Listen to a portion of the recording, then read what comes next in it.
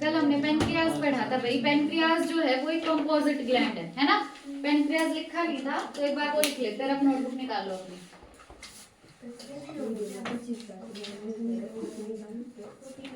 बताओ पेनक्रियाज कैसा ग्लैंड है? कंपोजिट या मिक्स्ड ग्लैंड है। इसका मतलब क्या है कि पेनक्रियाज जो है वो एंडोक्राइन भी होता है और एंडोक्राइन भी होता है और एक्सोक्राइन भी होता है ना। इस चैप्टर में हमने सिर्फ कौन सा पढ़ा है? एंडोक्राइन। कौन सा पेनक्रियाज पढ़ा है यहाँ हमने? एंडोक्राइन पेनक्रियाज पढ़ा है। अगर एंडोक्राइन पेनक्रियाज है तो इसका काम क्या होगा? हार्मोन रिलीज करना है ना। तो इस पेनक्रियाज ने दो हार्मोन रिलीज किए थे, एक तो ग्लूकागन और दूसरा इंसुलिन। एक तो था ग्लूकागन और दूसरा था इंसुलिन। इसके लिए हमने क्या देखा था? यहाँ ध्यान दो भाई सबका। जो एंडोक्राइन पेनक्रियाज है इसके अंदर प्रेजेंट होते हैं आइलेट्स ऑफ लैंगरहैंस। क्या प्रेजेंट है इसमें? Islets of Langerhans. ठीक है। अब ये जो आइलेट्स ऑफ लैंगरहैंस है इनका नंबर कितना था? 1 to 2 मिलियन। नंबर कितना था इनका? 1 to 2 मिलियन, जो कि बनाता है पूरे पैनक्रियाटिक टिश्यू का कितना परसेंट? 1 to 2% बनाता है। अब आइलेट ऑफ लैंगरहैंस से टिश्यू, तो टिश्यू बने होते किससे? सेल से। तो आइलेट ऑफ लैंगरहैंस के अंदर दो टाइप के सेल होंगे। कौन कौन से? अल्फा सेल और बीटा सेल। अल्फा सेल कौन सा हार्मोन रिलीज करते हैं? ग्लूकागन। कौन सा हार्मोन?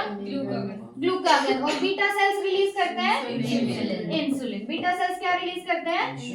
इंसुलिन। अगर हम चाहते हैं कि हमारे ब्लड में ग्लूकोज ना तो ज्यादा और ना कम हो, तो उसको मेंटेन रखने के लिए दो हार्मोन रिस्पॉन्सिबल है। कौन कौन से? ग्लूकागन और इंसुलिन। ये दोनों हार्मोन मिलके हमारे ग्लूकोज लेवल को मेंटेन रखते हैं, यानी हमारे ग्लूकोज होम्योस्टेसिस को बनाए रखते हैं, या शुगर होम्योस्टेसिस बोलो। पहले हमने पढ़ा था ग्लूकागन। जो ग्लूकागन है वो कैसा हार्मोन है? हाइपरग्लाइसेमिक या हाइपोग्लाइसेमिक? कैसा? Hyperglycaemic. मतलब ये ब्लड के अंदर ग्लूकोज बढ़ाएगा या कम करेगा? बढ़ाएगा। इसका काम क्या है? ग्लूकोज लेवल ब्लड में बढ़ाना, है ना। और दूसरी बात क्या बताई थी कि ग्लूकागन है एक पेप्टाइड हार्मोन। कैसा हार्मोन है? पेप्टाइड हार्मोन है। अब इसका काम है ब्लड में ग्लूकोज बढ़ाना। ये ग्लूकोज ये कितने तरीके से बढ़ाएगा? 3। कितने तरीके से बढ़ाएगा? 3। ये ग्लूकोज बढ़ाने के 3 तरीके हैं। पहला तरीका तो क्या है? ग्लाइकोजन को तुड़वा दो। ग्लाइकोजन को तुड़वा दो तो उसको क्या बोला था? ग्लाइकोजेनोलिसिस या ग्लाइकोजेनोलिसिस बोल लो। ग्लाइकोजेनोलिसिस मतलब ग्लाइकोजन का टूटना, और ग्लाइकोजन टूटेगा तो ब्लड में क्या रिलीज होगा? ग्लूकोज। इसकी वजह से ब्लड में ग्लूकोज का लेवल ग्लूकोजेनोलाइसिस नहीं होगा। मतलब ग्लाइकोजन टूटेगा ना। ग्लाइकोजन टूटेगा तो हमें क्या देगा? ग्लूकोज देगा। तो ब्लड में ग्लूकोज का लेवल इंक्रीज हो गया। दूसरा तरीका क्या था? हमें तो ग्लूकोज बनाना है, तो दूसरा होगा ग्लूकोनियोजेनेसिस। दूसरा तरीका क्या होगा? ग्लूकोनियोजेनेसिस मतलब ग्लूकोज का नया बनना, है ना। तो यहाँ पे नया ग्लूकोज बनेगा, इससे भी ग्लूकोज लेवल ब्लड में बढ़ जाएगा। तीसरा तरीका क्या था कि ये ग्लूकागन सेल्स को बोलेगा कि तुम ग्लूकोज को ना तो अपटेक करो और ना यूटिलाइज करो, है ना। तो इनहिबिट करेगा किसको? Cellular uptake and utilisation of glucose. ठीक है। सेल्यूलर अपटेक एंड यूटिलाइजेशन किसका? ग्लूकोज का। तो इससे भी ब्लड के अंदर ग्लूकोज लेवल बढ़ जाएगा, क्योंकि सेल्स अब ग्लूकोज को यूज नहीं कर रहे। सेल्स ग्लूकोज को यूज नहीं कर रहे तो ग्लूकोज ब्लड में ही पड़ा रहेगा और ग्लूकोज का लेवल बढ़ जाएगा। तो जो ग्लूकागन है, ग्लूकागन ने ब्लड में ग्लूकोज का लेवल बढ़ा दिया, इसीलिए हम ग्लूकागन को बोलते हैं हाइपरग्लाइसेमिक हार्मोन। ठीक है। दूसरा हार्मोन कौन सा था? इंसुलिन। इंसुलिन क्या है? ये भी एक पेप्टाइड हार्मोन है और ये है हाइपोग्लाइसेमिक हार्मोन। इंसुलिन क्या है? Hypoglycaemic hormone. हाइपोग्लाइसेमिक क्यों बोल रहे? क्योंकि ये ब्लड के अंदर ग्लूकोज लेवल को कम करेगा। तो इसके लिए क्या होना चाहिए? जो भी ग्लूकोज है वो ग्लूकोज जुड़ के क्या बना देगा? ग्लाइकोजन। ग्लूकोज जुड़ के क्या बना देगा? ग्लाइकोजन। तो अब ग्लूकोज कम हो गया और ग्लाइकोजन ज्यादा हो गया है ना। ग्लूकोज कम करना है यहाँ पे, तो यहाँ पे क्या बनेगा? ग्लाइकोजन। इसको बोलेंगे ग्लाइकोजेनेसिस। क्या बोलेंगे? ग्लाइकोजेनेसिस मतलब ग्लाइकोजन का बनना। और ग्लाइकोजन किससे मिलके बनता है?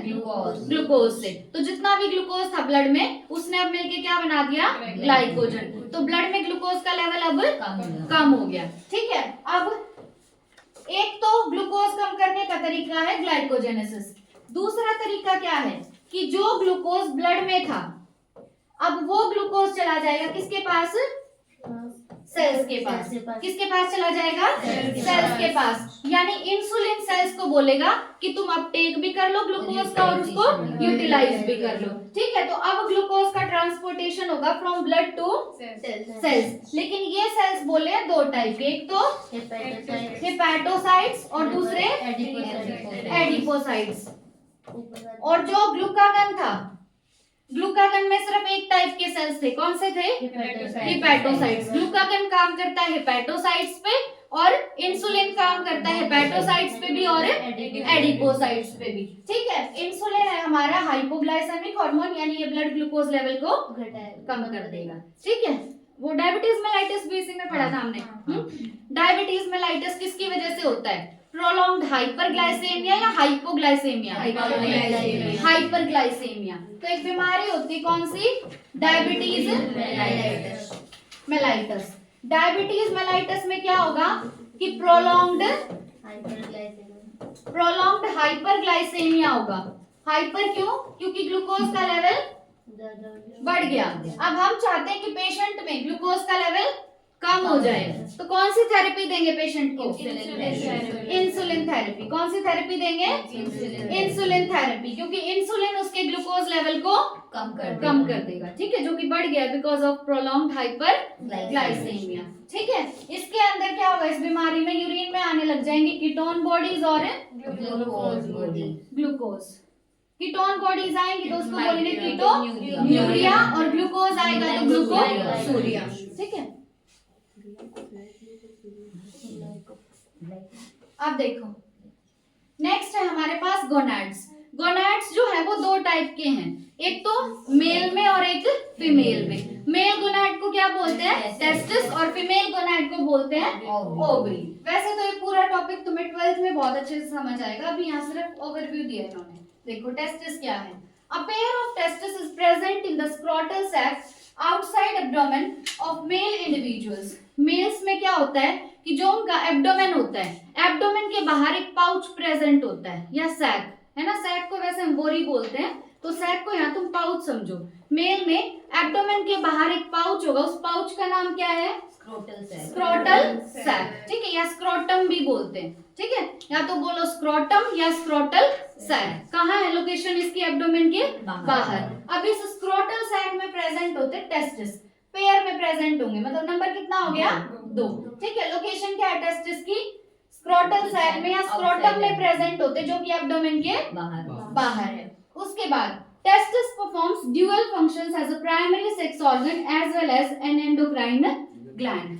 जो टेस्टिस है इसके दो काम हैं, एक तो ये प्राइमरी सेक्स ऑर्गन है और दूसरा एंडोक्राइन ग्लैंड का काम करता है। एंडोक्राइन ग्लैंड मतलब ये हार्मोन रिलीज करेगा और सिंथेसाइज करेगा। ठीक है, तो टेस्टिस का काम एक है या दो?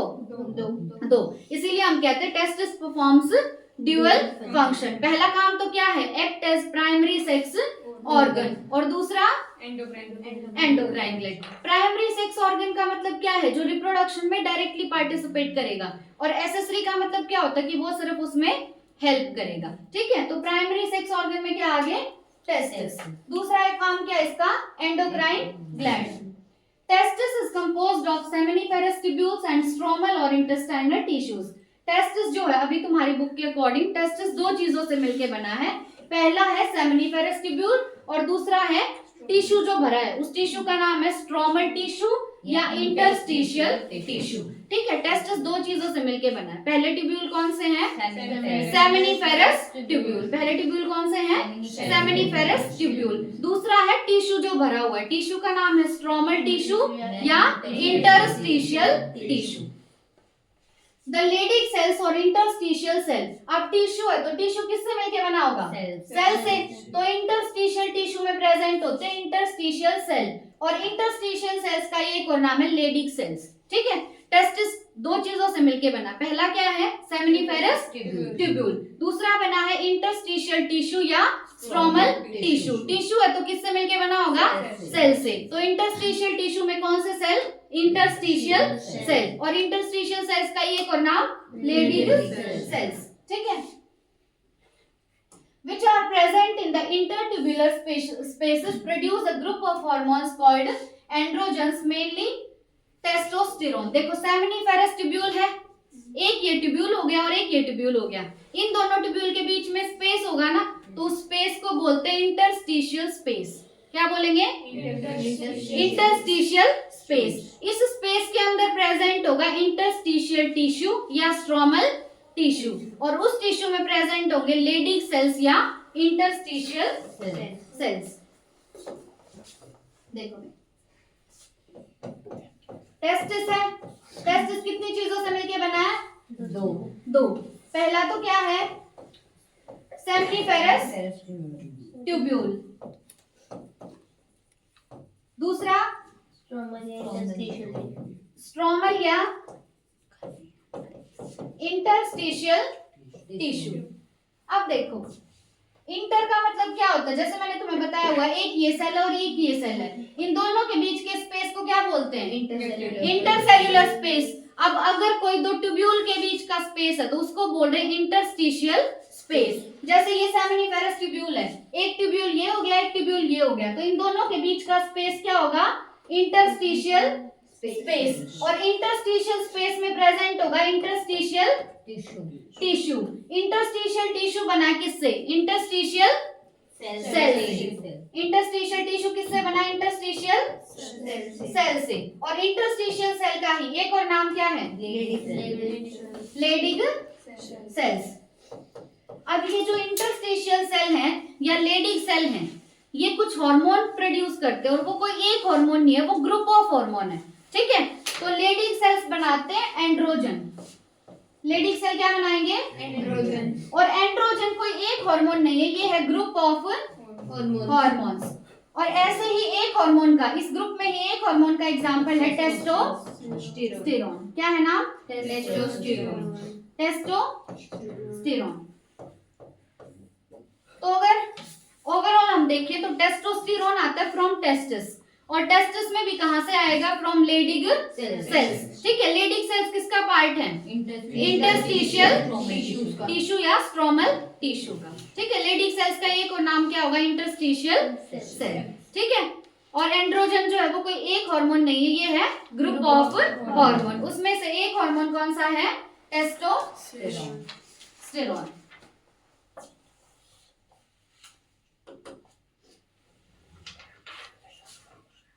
देखो अब एंड्रोजन्स के काम क्या क्या है देखना भी। Androgens regulate the development, maturation and functions of the male accessory sex organ like epididymis, vas deferens, seminal vesicle, prostate gland, urethra etcetera. ये सब हमें 12th में पढ़ना है। अभी सिर्फ नाम जान लो इसका कि एंड्रोजन्स का काम क्या क्या है। देखो जो मेन सेक्स में इन्वॉल्व है, सेक्सुअल एक्टिविटी में इन्वॉल्व है, वो तो क्या है? टेस्टिस। क्या है वो? तो टेस्टिस। तो प्राइमरी सेक्स ऑर्गन तो क्या है? टेस्टिस। लेकिन एक्सेसरी सेक्स ऑर्गन क्या है? मतलब जो हेल्प करेंगे रिप्रोडक्शन में, वो कौन कौन से हैं? पहला है एपिडिडाइमस। क्या है?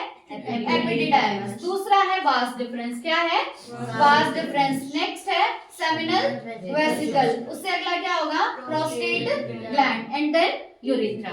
ये सारे क्या हैं? एक्सेसरी हैं। एक्सेसरी मतलब ये सिर्फ और सिर्फ हेल्प करेंगे। देखो होता क्या है कि जो सेमिनिफेरस ट्यूब्यूल तुमने देखा है वो आगे एपिडिडाइमस में खुलता है, फिर वो आगे वास डिफरेंस में खुलेगा, फिर वो सेमिनल वेसिकल में खुलेगा, देन आगे एक छोटा सा प्रोस्टेट ग्लैंड होता है, और लास्ट में क्या है? यूरेथ्रा। ठीक है, और भी बहुत सारी चीजें हैं इसमें, पर ये सारे तुम्हें बस ये ध्यान रखना है, ये सारे क्या हैं, मेल एसेसरी सेक्स ऑर्गन्स, मतलब ये सिर्फ क्या करेंगे, हेल्प करेंगे। तो इनकी डेवलपमेंट में, मैच्योरेशन में और इनके फंक्शंस को रेगुलेट करने का काम किसका है, mail accessory sex organ, androgen का। एंड्रोजन का। किसका है, एंड्रोजन का। एंड्रोजन कहाँ से आ रहे हैं, लेडिग सेल से, लेडिग सेल या इंटरस्टिशियल सेल से। देखो लेडिग सेल या इंटरस्टिशियल सेल जो है वो टेस्टिस का पार्ट है, ठीक है, वहां से आए क्या, एंड्रोजन, जो कि ग्रुप ऑफ हार्मोन है। अब एंड्रोजन क्या करते हैं, तीन चीजों में अपना काम करते हैं, पहला डेवलपमेंट, दूसरा मैच्योरेशन और तीसरा फंक्शन, ठीक है, तीन चीजें देखेंगे वो, डेवलपमेंट, मैच्योरेशन और फंक्शन, किसका, मेल एसेसरी सेक्स ऑर्गन्स का। उसके बाद है these hormones stimulate muscular growth, growth of facial and axillary hair, aggressiveness, low pitch of voice etcetera. दूसरा ये एंड्रोजन्स क्या करते हैं, मेल में जैसे जैसे उनकी डेवलपमेंट होती है, जैसे जैसे एज बढ़ती जाती है, तो मेल में क्या होती है, मसल्स की ग्रोथ होती है, तो मस्कुलर ग्रोथ कराते हैं एंड्रोजन्स। दूसरा उनके अंदर फेशियल हेयर की ग्रोथ कराते हैं, तीसरा एक्सिलरी हेयर की ग्रोथ कराते हैं, और फोर्थ क्या है, एग्रेसिवनेस, है ना, मतलब गुस्सा आता है उनको बहुत ज्यादा जैसे जैसे प्यूबर्टी को अचीव करते हैं। नेक्स्ट क्या है, लो पिच ऑफ वॉइस, मतलब आवाज उनकी भारी हो जाती है प्यूबर्टी आते आते, ठीक है। तो एंड्रोजन्स रिस्पॉन्सिबल है इन सारी चीजों के लिए, पहला मस्कुलर ग्रोथ, दूसरा growth of facial hairs, next growth of axillary hairs, next क्या होगा, एग्रेसिवनेस, नेक्स्ट क्या होगा, लो पिच ऑफ वॉइस।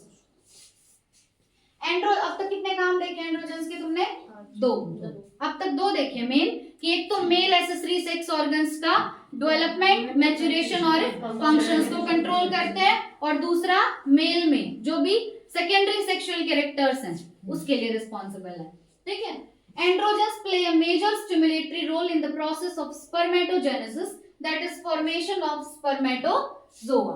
अब जो स्पर्म होता है, स्पर्म का एक और नाम क्या है, स्पर्मेटोजोआ, ठीक है। स्पर्मेटोजोआ की फॉर्मेशन के लिए रिस्पॉन्सिबल है कौन सा हार्मोन, एंड्रोजन्स, ठीक है। और स्पर्मेटोजोआ की फॉर्मेशन को क्या बोलते हैं, स्पर्मेटोजेनेसिस। तो तीन काम हो गए अब तक, एक तो डेवलपमेंट, मैच्योरेशन और फंक्शंस, किसका कराएंगे, मेल एसेसरी सेक्स ऑर्गन्स का।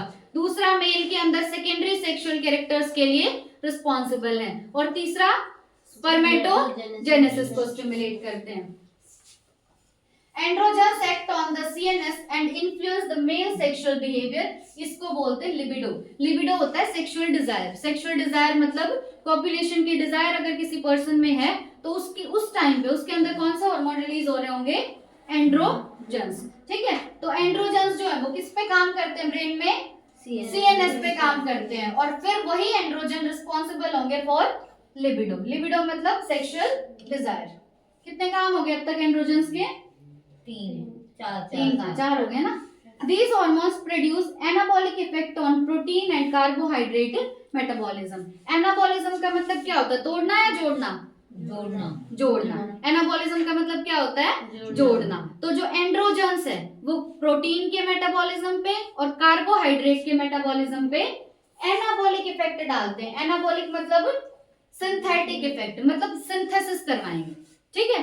तो लास्ट काम क्या है इनका, ये सिंथेसिस करवाएंगे किसका, प्रोटीन का और कार्बोहाइड्रेट का। तो प्रोटीन और कार्बोहाइड्रेट के मेटाबॉलिज्म में इनका एनाबॉलिक इफेक्ट है, कैटाबॉलिक, एनाबॉलिक मतलब सिंथेसिस कराएंगे। तो बताओ कितने काम देख लिए तुमने एंड्रोजन्स के, 5 करना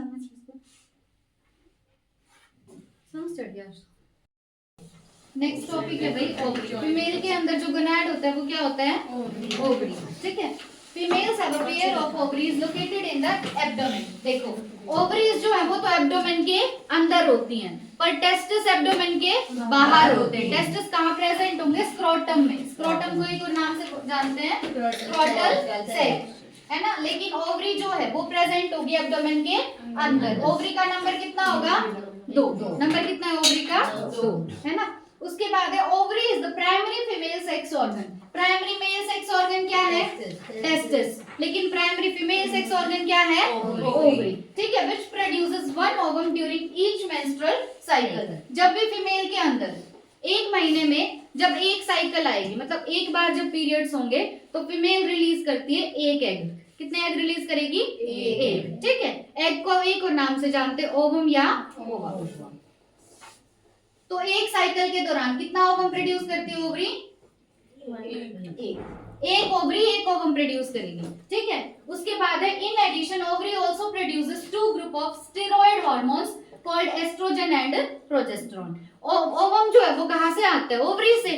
अब ओवम रिलीज करने के साथ साथ ओवरी दो हार्मोन भी रिलीज करती है, और हार्मोन्स का नाम है एस्ट्रोजन और प्रोजेस्टेरोन। और एस्ट्रोजन और प्रोजेस्टेरोन जो है ये है स्टेरॉइड हार्मोन। कैसे हार्मोन है? Steroid hormone. तो अब तक हमने ओवरी के 3 काम देख लिए। एक तो ये है प्राइमरी फीमेल सेक्स ऑर्गन, दूसरा ओवरी प्रोड्यूस करती है एक ओवम एक साइकिल में। ठीक है, दूसरा ओवरी जो है वो 2 हार्मोन प्रोड्यूस करती है, एस्ट्रोजन और प्रोजेस्टेरोन। और ये किस टाइप के हार्मोन है? Steroid hormone. अपनी एनसीईआरटी में लिख लेना, estrogen and progesterone are steroid hormones.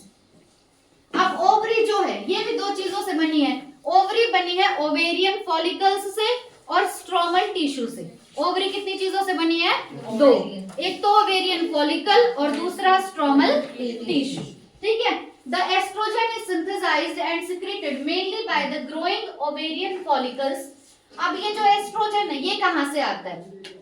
मैंने शायद तुम्हें पहले भी बताया था कि जो एग होता है ओवम, उसके अराउंड फॉलिकल्स की लेयर बनती जाती है। लेयर कैसे बनती है? पहले प्राइमरी फॉलिकल, फिर सेकेंडरी, फिर टर्शरी। जो मैच्योर फॉलिकल होती है उसका नाम क्या होता है?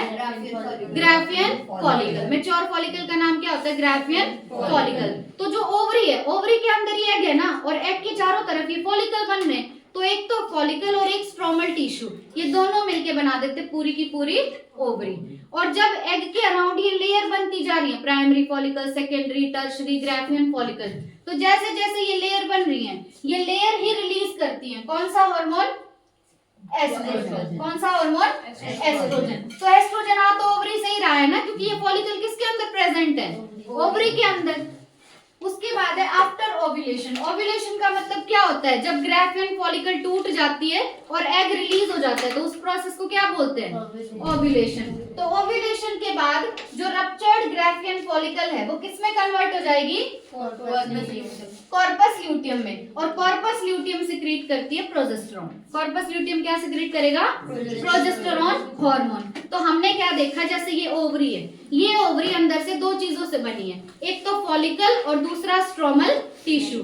फॉलिकल क्या है? एग है, एग के अराउंड लेयर बन रही है, उन्हीं को बोलते हैं फॉलिकल्स। तो ये फॉलिकल जब ग्रो कर रही है तो इन्होंने कौन सा हार्मोन रिलीज किया? एस्ट्रोजन। और जब ये ग्राफियन फॉलिकल जो लास्ट वाली मैच्योर फॉलिकल थी, जब वो रप्चर हो जाएगी तो ओव्यूलेशन होगा, यानी ओवम रिलीज हो जाएगा। तब रप्चर्ड ग्राफियन फॉलिकल बनाती है कॉर्पस ल्यूटियम। और कॉर्पस ल्यूटियम कौन सा हार्मोन रिलीज करेगी? Progesterone. Estrogens produce wide ranging actions such as. अब एस्ट्रोजन का काम क्या और प्रोजेस्टेरोन का क्या, वो देखना है। देखो, estrogens produce wide ranging actions such as, पहला stimulation of growth and activities of female secondary sex organs. जो फीमेल सेकेंडरी सेक्स ऑर्गन्स हैं उनका ग्रोथ और उनकी एक्टिविटीज को स्टिमुलेट कौन सा हार्मोन करेगा? एस्ट्रोजन। कौन सा हार्मोन? एस्ट्रोजन। दूसरा, ये डेवलपमेंट कराएगा ग्रोइंग ओवेरियन फॉलिकल्स की। मतलब जब फॉलिकल्स ग्रो कर रही हैं, पहले कौन सी फॉलिकल बनेगी? प्राइमरी, फिर सेकेंडरी, फिर टर्शरी, फिर लास्ट में ग्राफियन फॉलिकल। तो इनकी जो डेवलपमेंट हो रही है उसके लिए भी कौन सा हार्मोन रिस्पॉन्सिबल है? एस्ट्रोजन। कौन सा हार्मोन? एस्ट्रोजन। तो पहला काम तो है इसका फीमेल सेकेंडरी सेक्स ऑर्गन्स की ग्रोथ कराना, दूसरा ग्रोइंग फॉलिकल्स जो है उनकी डेवलपमेंट कराना, और तीसरा फीमेल के अंदर सेकेंडरी सेक्स कैरेक्टर्स की डेवलपमेंट कराना। जैसे जैसे फीमेल प्यूबर्टी की तरफ जाती है उसमें भी एक्सेल हेयर आने लग जाएंगे, है ना, साथ में ब्रेस्ट डेवलपमेंट हो जाएगी, मेंस्ट्रुअल साइकिल शुरू हो जाएगी उसके अंदर। ये सारे क्या हैं? फीमेल सेकेंडरी सेक्स कैरेक्टर्स जो कि प्यूबर्टी के टाइम पे आते हैं। इनके लिए भी कौन सा हार्मोन रिस्पॉन्सिबल है? एस्ट्रोजन। तो फीमेल सेकेंडरी सेक्स कैरेक्टर्स में क्या क्या है? एक ही दिया इन्होंने, हाई पिच ऑफ वॉइस। ठीक है, तो मेल्स की जो वॉइस है प्यूबर्टी के टाइम पे वो हाई पिच की हो जाती है और फीमेल्स की लो पिच, सॉरी मेल्स की लो पिच की हो जाती है और फीमेल्स की हाई पिच की हो जाती है। मेल्स की जो है वो भारी हो जाती है और फीमेल्स की सुरीली हो जाती है, ठीक है। उसके बाद नेक्स्ट है memory gland development. Mammary glands की जो डेवलपमेंट होती है फीमेल्स में, उसके लिए भी कौन सा हार्मोन रिस्पॉन्सिबल है? एस्ट्रोजन। मेमोरी ग्लैंड्स के अंदर मिल्क कौन सा हार्मोन बनवाएगा? प्रोलैक्टिन। कौन सा हार्मोन बनवाएगा? प्रोलैक्टिन। लेकिन मेमोरी ग्लैंड्स से मिल्क इजेक्ट कौन सा हार्मोन कराएगा? ऑक्सीटोसिन। कौन सा हार्मोन? ऑक्सीटोसिन, ठीक है। तो oestrogens also regulate female sexual behaviour. जो फीमेल सेक्सुअल बिहेवियर है या लिबिडो है, उसको फीमेल्स में कौन सा हार्मोन रिस्पॉन्सिबल है उसके लिए? एस्ट्रोजन। मेल में लिबिडो के लिए कौन रिस्पॉन्सिबल है? एंड्रोजन, ठीक है। एंड्रोजन्स में भी टेस्टोस्टेरोन। फीमेल्स में कौन रिस्पॉन्सिबल है इसके लिए? एस्ट्रोजन। तो काम बहुत इंपॉर्टेंट है भाई इसके। पहला तो क्या था? फीमेल सेकेंडरी सेक्स ऑर्गन्स का ग्रोथ कराएगा, ग्रोथ स्टिमुलेट करेगा। दूसरा, जो ग्रोइंग ओवेरियन फॉलिकल्स हैं उनकी डेवलपमेंट को स्टिमुलेट करेगा। तीसरा, फीमेल सेकेंडरी सेक्स कैरेक्टर्स की डेवलप अपीयरेंस कराएगा कि जब फीमेल प्यूबर्टी में जाएगी तो उसमें वॉइस जो होगी उसकी वो हाई पिच की हो जाएगी। नेक्स्ट क्या था? मेमोरी ग्लैंड की डेवलपमेंट कराएगा। और लास्ट है कि फीमेल का जो सेक्सुअल बिहेवियर है उसको भी स्टिमुलेट करता है कौन? एस्ट्रोजन। ये तो एस्ट्रोजन के काम थे। नेक्स्ट आता है प्रोजेस्टेरॉन। प्रोजेस्टेरॉन जो है वो प्रेगनेंसी को सपोर्ट करता है, ठीक है। प्रेगनेंसी को कौन सा हार्मोन सपोर्ट करता है? Progesterone. Progesterone also acts on the mammary glands and stimulate the formation of alveoli, which are sac-like structures जो कि मिल्क को स्टोर करते हैं और मिल्क का सिक्रीशन करते हैं। तो देखो, एक तो प्रोजेस्टेरॉन जो है वो प्रेगनेंसी को सपोर्ट कर रहा है। दूसरा काम क्या है कि प्रोजेस्टेरॉन जो है वो मेमोरी ग्लैंड्स पे काम करेगा और मेमोरी ग्लैंड्स के अंदर बनवाता है एल्वियोलाई। एल्वियोलाई भी क्या है? Sac like structure. और एल्वियोलाई का काम होता है कि ये अपने अंदर मिल्क को स्टोर करते हैं। काट दो।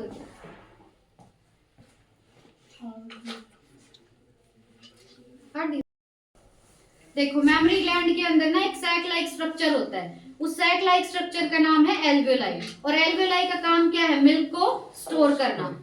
अब इस एल्वियोलाई की फॉर्मेशन को स्टिमुलेट करेगा कौन सा हार्मोन? प्रोजेस्टेरॉन, ठीक है। और दूसरा, ये मिल्क सिक्रीशन को भी स्टिमुलेट करता है, ठीक है। जो प्रोलैक्टिन है वो मिल्क को बनवाता है और मिल्क सिक्रीशन को स्टिमुलेट कौन सा हार्मोन कराता है? प्रोजेस्टेरॉन, ठीक है। तो प्रोजेस्टेरॉन के कितने काम है? पहला, ये प्रेगनेंसी को सपोर्ट करता है। दूसरा, ये मेमोरी ग्लैंड्स पे एक्ट करेगा और उसके अंदर स्टिमुलेट करेगा फॉर्मेशन ऑफ एल्वियोलाई। एल्वियोलाई का काम क्या है? मिल्क को स्टोर कराना। और फिर जब भी मिल्क को सिक्रीट करना होगा तो उसको स्टिमुलेट करेगा कौन सा हार्मोन? प्रोजेस्टेरॉन, ठीक है। चलो कल लिखेंगे उसके बाद।